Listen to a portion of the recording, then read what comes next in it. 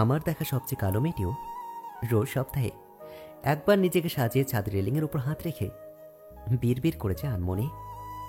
এক সকালে আমিও ছাদ রেলিংয়ের উপর বসে চায়ের সাথে সিগারেটের স্বাদ নিচ্ছিলাম। মেয়েটাকে আগে কখনো দেখেছি বলে আমার মনে নেই, কারণ আমি এই বাসাতে নতুন উঠেছি, মাত্র 2 দিন হলো। পেছন থেকে একটা মায়া কণ্ঠ ভেসে আসলো, এভাবে বসে আছেন, পড়ে যাবেন তো। রেলিংয়ের ওপর থেকেই মাথা ঘুরিয়ে তাকালাম তার দিকে। খুব বেশি সুশ্রিত সে না, কিন্তু তাকে অসুন্দর বলা যায় না। শুধু গায়ের রংটা একটু কালো হলেও আশ্চর্য ধরনের এক মাধুর্য ছিল তার পুরো অঙ্গে।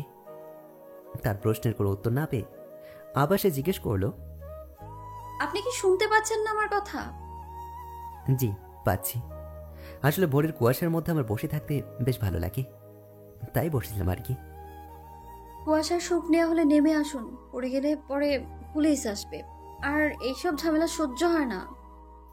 আপনি কি আমাকে নেমে আসার আবেদন জানাচ্ছেন নাকি নিজেকে সেফ সাইডে রাখতে চাইছেন, কোনটা? অত কিছু বুঝি না, নেমে আসুন ব্যাস। তার কথায় একটু রাগ মনে হলো, তাই তর্ক না করে নেমে আসলাম। পাশেই 2টো চেয়ার আর একটা ছোট টেবিল ছিল, সেখানে চায়ের কাপটা রেখে বসে পড়লাম। হাতে জ্বলন্ত সিগারেট দেখে তিনি বললেন, দয়া করে সিগারেটটা নেভাবেন কি? আগুন টাগুন লেগে গেলে ফায়ার সার্ভিসের ঝামেলা পোহাতে পারবো না আমি। এই চোটটা আগুনে কিচ্ছু হবে না। কোনো কিছুকেই ছোট ভাবা চলে না, কারণ বিন্দু জল একত্রিত হয়েই সমুদ্র হয়। তর্ক প্রতিযোগিতার আপনি চ্যাম্পিয়ন নাকি? হ্যাঁ হ্যাঁ, যুক্তি তর্ক। ওকে ওকে, আর তর্ক হতে চাইছি না, ফেলে দিচ্ছি। সিগারেটের আগুন ফেলে দিয়ে চুপচাপ বসে আছি। শরীরে এক প্রকার রাগ কাজ করছে, কিন্তু এই সুন্দর সকালকে মাটি কোনোভাবেই করতে চাইছি না। কিছুক্ষণ পর মেয়েটি আমার সামনে চেয়ারে বসে পড়ল। ঠোঁটে ঠোঁট কামড়াচ্ছে, কিছু একটা বলতে চাচ্ছে কিন্তু কারণ খুঁজে পাওয়া যাচ্ছে না। আমিও তার দিকে কিছুক্ষণ তাকিয়ে আবার অন্য মুখে হয়ে রইলাম। কিছুক্ষণ বসে থেকে আবার সে উঠে গেল। উঠে রেলিংয়ের এক প্রান্তে থেকে অন্য প্রান্তে হাত বুলিয়ে যাচ্ছে। নিজের থেকে যেহেতু সে কথা বাড়তে চাইছে না, তাই আমি কথা বলার চেষ্টা করলাম। এই যে শুনুন, এইভাবে রেলিংয়ে হাত ঘোরাবেন না, ক্ষয় হয়ে গেলে কিন্তু আবার মেরামতের ঝামেলা বইতে হবে। কি? রেলিং আবার ক্ষয় হয় কি করে? কেন জানে না বুঝি? ঘর্ষণে ঘর্ষণে তার নিজ গঠনটা ক্ষয় হয়ে যাবে তো। আমার কথা আমায় শুনিয়ে দিলেন। কি করার বলুন, বদ অভ্যেস আর কি। সে কিছু বলল না, কিন্তু মুচকে মুচকে হাসতে লাগলো। তার মুখে হাসিটা বেশ মানিয়েছে, তার রূপ যেন দ্বিগুণ হয়ে গেল। কিছু একটা বলা উচিত, কিন্তু কি বলবো বুঝে উঠতে পারছিলাম না। আপনি সুন্দরী নন, কিন্তু বড্ড মায়াবী। এমন মায়াবী মেয়ে আমি খুব কমই দেখেছি। কথাটি শুনে সে ঠায় দাঁড়িয়ে রইল, এক বিন্দু নড়ল না। তার চোখ জলজল করে উঠল। হরিণীর চোখের কালো মণিতে ঠিক আমি যেন জলবিন্দুর প্রভাব দেখতে পাচ্ছি। আমিও তাকিয়ে রয়েছি। চোখে কিছু একটা পড়েছে এমন ভাব করে চোখটা মুছে নিল। সাথে সাথে লেপটে গেল তার কাজল কালো নয়লের কালিটা। খুবই বিস্ময় হয়েছিলাম তার এইরূপ আচরণ দেখে। সে আর কথা বাড়াল না, চলে গেল সোজা নিজের রুমে। আমিও বাধা দেওয়ার মতন সাহস পেলাম না, কারণ কি বলে তাকে আটকাবো আমার সেটাই জানা ছিল না। সকাল গড়িয়ে দুপুর হলো, দুপুর থেকে সন্ধে হয়ে এসেছে। আমার কাছে সকাল যেমন প্রিয়, তেমনই সন্ধেবেলাটাও। কোনো কাজ নেই তাই এই সকাল সন্ধে দেখাই, কোনো কাজ নেই তাই এই সকাল সন্ধেটাই দেখি। পড়ালেখা শেষ করে চাকরির আশায় বসে আছি। কবে হবে তাও জানি না, মূলত চাকরির খোঁজে এখানে আসা। কয়েকদিন পর একটা ইন্টারভিউ আছে, আপাতত আর কিছুই করার নেই। সন্ধেবেলা হয়ে আসতেই আবার ছাদে গেলাম। সেখানে গিয়ে মেয়েটির কথা খুব মনে পড়ছিল, কিন্তু সে আসবে কি আসবে না তা তো আমার জানা নেই। তবুও সিগারেট জ্বালিয়ে ওয়েট করতে লাগলাম, যদি সে সকালের মতো এই বেলাতেও আসে। আমার মনের কথা বোধহয় উপরওয়ালা শুনে নিয়েছেন। ইতিমধ্যেই সে আমার পেছনে এসে দাঁড়িয়ে কর্কশ গলায় বলে উঠল, আপনি বুঝি আগুন লাগিয়েই দম নিবেন? কণ্ঠটা চিনতে আমার একটুও কষ্ট হয়নি। আমি যত্রতত্র করে আগুনটা ফেলে দিলাম আর ঘুরে তাকালাম তার দিকে। সাদা শাড়িটা বুকের কাছে, আর আঁচলে লাল নীল এমব্রয়ডারি, কপালে ছোট্ট টিপ, ঠোঁটে লালচে লিপস্টিক, চোখের অগ্রস্থান থেকে ভ্রুর শেষান্ত পর্যন্ত গাঢ় কাজল দেওয়া, কানে লম্বা ঝুমকো আর নাকের ছোট্ট ফুল, হাত ভর্তি বাহারি রঙের চড়ি, মুখে একটু রাগান্বিত ভাব রয়েছে। মনের অজান্তেই বলে উঠলাম, অপূর্ব মায়াবী। কথাটি শুনে হয়তো একটু লজ্জাই পেয়েছে, তাই হাত ঘুরিয়ে খোলা চুলের শেষান্ত ভাগ উপরে তুলে মাথাটা নুইয়ে রাখল। আহা, কি ভঙ্গি! এমন ভঙ্গিমায় লজ্জা পেতে কাউকেই দেখিনি। এভাবেই বেশ কিছুক্ষণ কেটে গেল তাকে দেখে। সে বলতে লাগলো, এভাবে কেউ তাকিয়ে থাকলে তো লজ্জা লাগে। আমি মাথা নিচু করলাম। অনেকদিন ধরে মা আমার বিয়ের জন্য প্যারা দিচ্ছে। অনেক সুন্দরী মেয়ে দেখিয়েছে আমাকে, কিন্তু মায়াবতী মেয়ে একটুও খুঁজে পায়নি। যেমন মায়াবতী দাঁড়িয়ে আছে আমার সামনে। আবল তাবল কি যে চিন্তা হচ্ছে, কিন্তু অনুভূতিটা অন্যরকম। কিছুক্ষণ ভেবে তাকে বলতে লাগলাম, চাকরিটা হয়ে গেলেই মা আমার বিয়ে করিয়ে দেবে। অনেক মেয়ে দেখেছি, তারা অনেক সুন্দরী, কিন্তু মায়াবতী কাউকে দেখিনি। ভাবছি খুব তাড়াতাড়ি মাকে এইবার এই বাসার ছাদে নিয়ে আসবো, কেন? একজন মায়াবতী নারীকে দেখাতে। আপনি কি আমার? আমি কিছু বললাম না, চুপ করে রইলাম। সে নিজের থেকে বলতে লাগলো, আপনি আমার সম্পর্কে কিছু না জেনে এমনটা কেন ভাবছেন? জানার সময় তো অনেক রয়েছে। আগে আপনার পরিবারের সঙ্গে আমার পরিবার কথা বললে কোনো আপত্তি রয়েছে কি? প্রথম এমন ছেলে দেখলাম যে আগে পরিবারের পছন্দকে মূল্যায়ন দিয়ে নিজের পছন্দের কথা জানায়। তবে আমার আপত্তি নেই যদি আমার মা বাবা রাজি হয়। আমি তাদের কথা দিয়েছি, তারা যেখানে চাইবে সেখানেই আমি যাব। কিন্তু কিছু কথা না না আমার পরিবার জানে আর না আপনার, অতি গোপনীয় লজ্জার কথা, যা আমি আমার ভবিষ্যৎ স্বামীর কাছে কোনোদিনই লুকাবো না। আপনার পরিবার আসার আগে আমার কিছু একান্ত কথা আপনারই জেনে রাখা ভালো। বলুন তাহলে। আজ নয়, কাল ভোরের কিরণ ওঠার সময় যখন কুয়াশা ভেদ করে পৃথিবীর বুকে আলো জ্বলবে তখন বলবো। কথাটি বলেই সে চলে গেল। তার নামটাও আমি জিজ্ঞেস করতে পারলাম না। সেই সময়টি আমাকে দেয়নি সে। ঘরে গিয়ে আমি ভোরবার ওয়েট করছি। এক গোপন কথা সে আমাকে জানান বলেছে। কি হবে সেই কথা, যা কাউকে নয় শুধু স্বামী জানতে পারবে? আমার মনে হাজারো প্রশ্ন, কিন্তু উত্তর নেই। কিছু প্রশ্ন এমন যে মনের ভেতরে আমার মনকে কুড়ে কুড়ে খাচ্ছে। বিছানায় চটপট করতে করতে এক সময় আমার চোখটা লেগে আসলো। ভোরের কিরণ হতেই আমি ছাদে গেলাম। সে আজ আমার আগেই এসেছে। কতক্ষণ আগে এসেছে সেটা জানা নেই। তার পাশে গিয়ে পূব আকাশে চোখ রাখলাম। সে কি অপূর্ব দৃশ্য!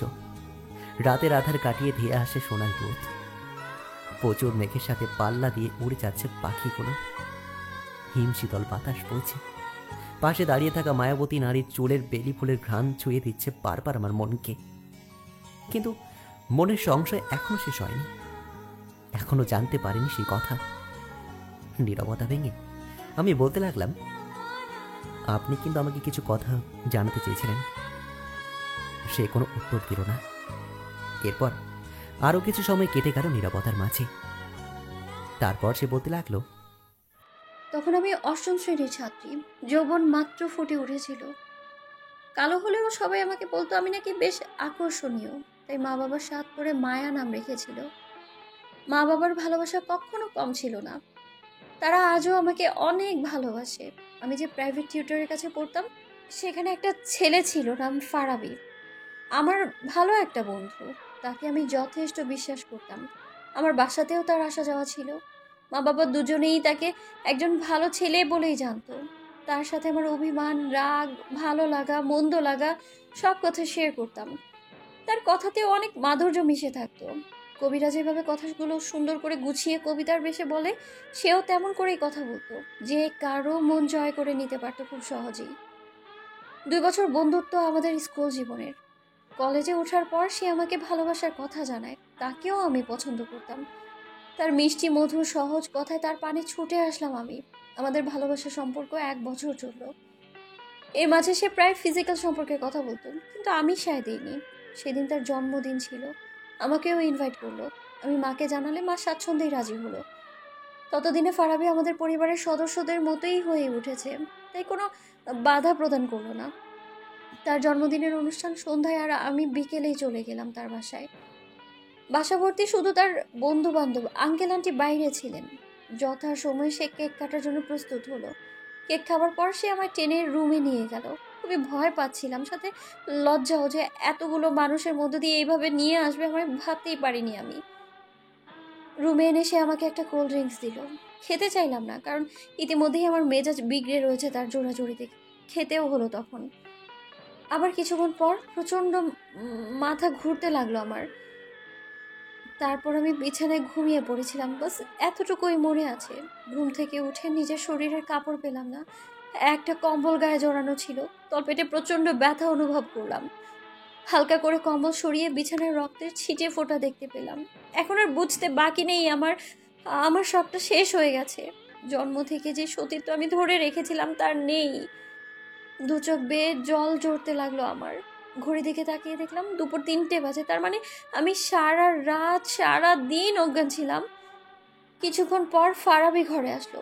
এসে তার মোবাইলে করা ভিডিও দেখালো আমায়।